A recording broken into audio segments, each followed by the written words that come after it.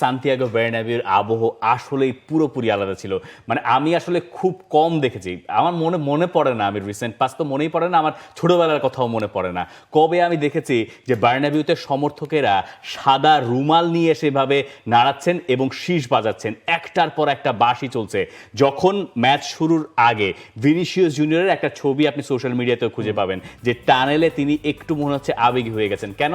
কারণ ওয়ার্ম আপে তাকে দুয়ো দেওয়া হচ্ছিল। তিনি শুধু নন, তার সঙ্গে বেলিংহ্যামও যুক্ত ছিলেন। এরপরে ম্যাচ শুরু হলো। ফার্স্ট হাফে রিয়াল মাদ্রিদের খেলার মধ্যে কোনো ধার ছিল না। মানে অদ্ভুত এক রিয়াল মাদ্রিদকে ফার্স্ট হাফে দেখা গেল।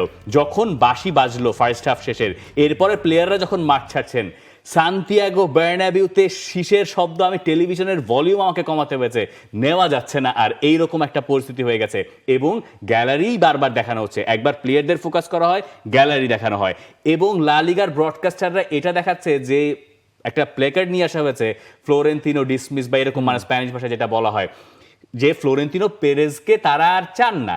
এবং এই যে কোচ বরখাস্তের ঘটনা, গত কয়েক সপ্তাহ রিয়াল মাদ্রিদে যা যা ঘটেছে, সেই এল ক্লাসিকোতে হার থেকে শুরু করে মাঝে মাঝে কোচে বরখাস্ত, এরপরে আলবাসেতের কাছে হেরে, কোপা দেল রে থেকে বাদ বিদায় পড়া, হয়ে যাওয়া। এই ঘটনাগুলো সমর্থকদের ভেতরে এমন একটা কষ্টের সূচনা করেছে যে তারা নিজেদের দলকে নিজেরাই দুয়ো দিচ্ছেন।